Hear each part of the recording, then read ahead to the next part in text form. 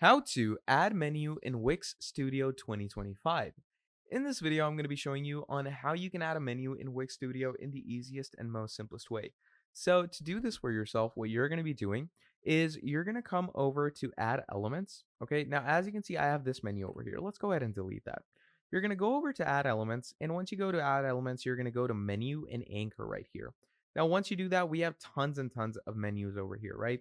So you can go with vertical menus, you can go with horizontal or even themed menus that you have. Now, I want to go with these menus that we have over here. Okay. So I'm going to go ahead and drag in over here.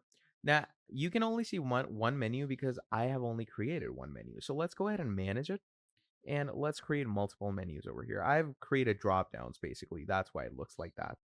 So once we've done this, you can see that we have added a menu in our Wix. And now if I go to preview, you can see that I can simply click over to these menus and it's going to take me to where I ask it to. So that is basically how you're going to be adding a menu in Wix. Thank you for watching till the end and I'll be seeing all of you in the next video. Have a great day. Goodbye.